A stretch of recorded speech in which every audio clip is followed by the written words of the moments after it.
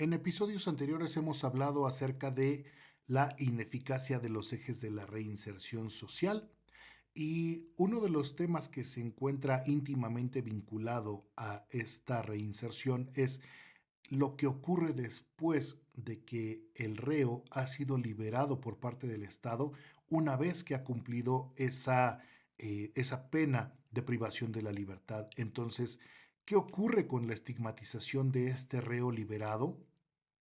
Pues la prisión, en primer término, sabemos que debe ser comprendida desde dos perspectivas. La primera de ellas es comprender el interés discursivo del Estado por llenar a toda esa infraestructura de las prisiones con lo que la Ley Nacional de Ejecución dice para cumplir su objetivo de la llamada reinserción. Sin embargo, desde esa perspectiva que se manifiesta por la parte exterior de la puerta de las prisiones, el Estado intenta mostrar en ella que se dedica a través de todos sus esfuerzos para lograr reintegrar a ese sujeto, a ese delincuente que ya compurgó la pena y que además ya sufrió el fenómeno de la prisionalización que lo pone en una nueva situación de riesgo, pero ahora como un individuo que posteriormente va a tener dificultades para integrarse a la vida civil. Entonces, ojo porque esto es bastante importante en cuanto al nivel de socialización y también la estigmatización que el Estado genera para el reo. Y es que, aun y cuando el Estado determina aparentemente estrategias y planes de solución, el derecho penitenciario, al igual que el campo del derecho penal, son reactivos. Y esto significa que cuando la ley reacciona es para cubrir una laguna legislativa o para corregir o actualizar una norma que permita disminuir el problema que se atacó. En lugar de aminorarlo, ocurre lo contrario, porque el problema se ha acrecentado y ha mutado y además ha penetrado otros campos que le permiten afianzarse. Por ello es que además de impedirse como tal la disminución de los delitos que hicieron a esos reos estar compurgando penas, tenemos el punto en el cual la reacción del Estado no es lo suficientemente fuerte. Por eso es que no funcionan estos ejes de la reinserción social. Pero también es cierto, por otro lado, que el Estado en su intención oficialista de reintegrar a ese reo del que estábamos hablando, toma en cuenta su perfil psicológico, sociodemográfico, la historia familiar e incluso los patrones delictivos del procesado. Pero definitivamente te voy a decir algo. Omite decir que el tratamiento de reinserción al que se somete busca obtener una modificación en la conducta, lo cual además viola cualquier principio, tanto jurídico como psicológico. Por ejemplo, en el campo jurídico se viola el principio de dignidad, ya que nadie puede ser obligado a cambiar de personalidad.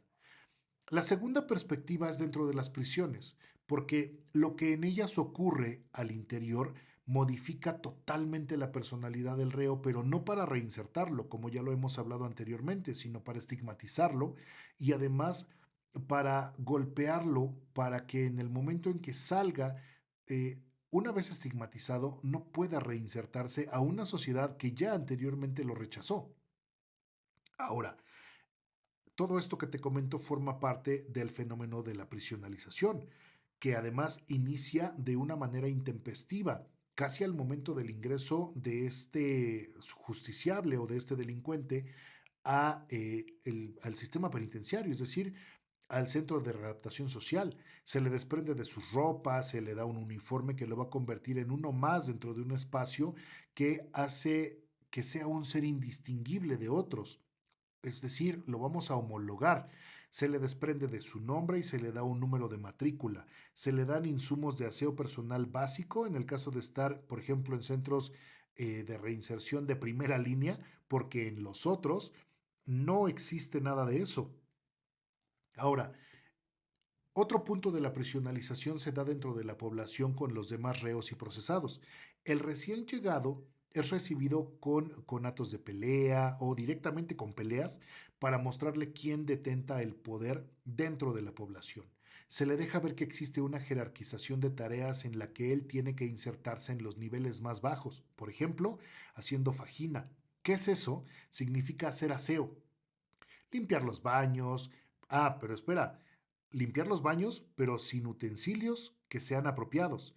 porque además lo tiene que hacer con su propia ropa, y eso es un mensaje y un signo inequívoco de sometimiento y de humillación. Las prisiones tienen también un lenguaje carcelario o jerga que, pues, estos recién llegados tienen que aprender a usar rápidamente para insertarse y coincidir con el resto de la población. Es primordial utilizar las palabras y frases como yo cuido mi sombra, tú cuidas la tuya, o lo que significa un dedo, una mano o un chocolate. Aprender los significados de estas palabras es importante, es vital. También es importante saber que las conductas no verbales tienen una incidencia, como por ejemplo observar fijamente a otro reo, es interpretado como una amenaza directa. O por ejemplo, uno de los puntos base de la vida común dentro de las prisiones es el famoso tatuaje carcelario. Al igual que la jerga carcelaria, cada imagen contiene mensajes, por ejemplo, las catedrales con cruces en las cúpulas que significan que se ha privado de la vida a un jefe de, por ejemplo, otro bando enemigo, o, por ejemplo, las calaveras o las lágrimas, que significan el número de muertes que ha ejecutado el portador de la imagen, o un tatuaje de el Sagrado Corazón de Jesús, que es un signo inequívoco de haber sido un reo. Todos estos signos de la fallida reinserción social, explicados ampliamente, contienen el objetivo de establecer, en primer lugar, que la prisión debe ser segmentada para dejar en claro el lenguaje oficial del Estado, en el cual se busca decir que la reinserción para aquellos que han sido objeto del sistema y de legitimación, además deben de disminuirse la personalidad de ellos y que además estos sujetos que han estado en prisión preventiva están compurgando penas que además de ser infructuosas, realmente lo único que hacen es establecer ese discurso oficial del Estado. Estos reos de los cuales estamos hablando y que posteriormente van a ser liberados por el Estado, fueron sometidos y estigmatizados al fenómeno que ya dijimos, a la prisionalización. Por tanto, cuando ellos regresan a su vida civil, se encuentran con situaciones que dificultan todavía más su inclusión a la sociedad en general. Por ejemplo, porque el lenguaje carcelario hace posible identificarlos al momento de interactuar, o por ejemplo otros factores como lo que comentábamos acerca de los tatuajes, que los hacen evidentemente más visibles como sujetos que han estado en la prisión. Ahora bien, estos sujetos que han sido liberados, estos reos liberados, manifiestan también una incapacidad de ingresar al mercado laboral. Ni siquiera el Estado los quiere. Por sus antecedentes penales, no pueden ser considerados personas de confianza y tampoco son capaces de acreditar o de aprobar los exámenes de control y confianza. En el caso de haber sido condenados por delitos relacionados, por ejemplo, con el servicio público, es difícil el reingreso, a menos que pertenezcan al núcleo político del poder.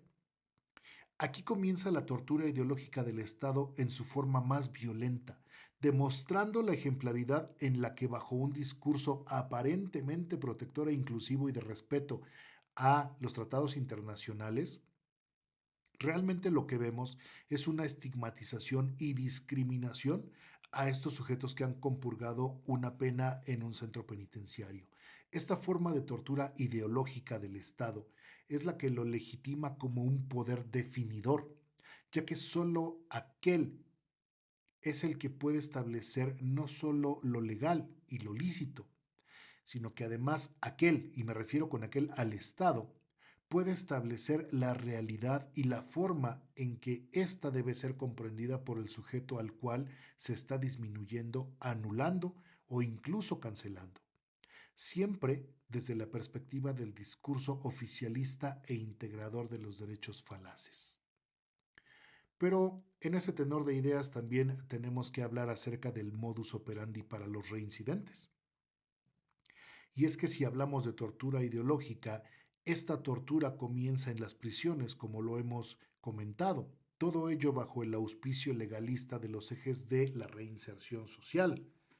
Su objetivo inicialmente es demostrar de manera pública la administración procuración de justicia en la que el procesado tiene que ser sometido a una pena privativa, lo que en apariencia genera un equilibrio, ya que el delincuente obtiene un castigo y debe restablecer el bien jurídico que violentó. Tiene que restablecer a la víctima o al ofendido y en caso de no hacerlo, cubrir un pago económico a manera de reparación del daño.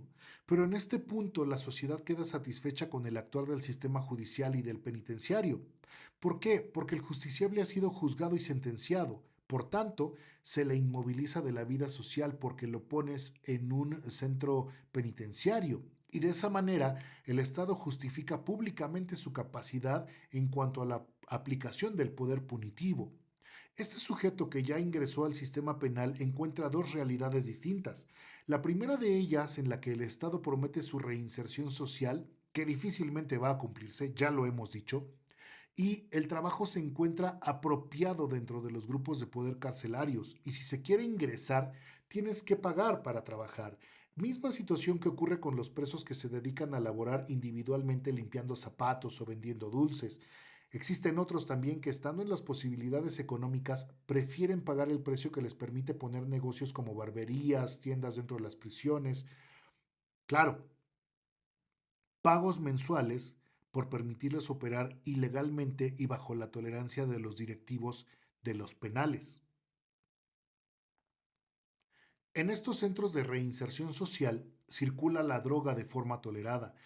Funciona como una estrategia pasiva que aletarga a los reos y con ello se busca evitar motines y actos violentos entre ellos y contra los custodios del centro penitenciario. Ahora, si analizamos de manera porcentual el número de internos contra el número de custodios, nos vamos a dar cuenta que por cada 10 reos existe solo un custodio, por lo que en una situación violenta estos se van a ver rápidamente superados y ello es razón suficiente para permitir la circulación de dichas sustancias.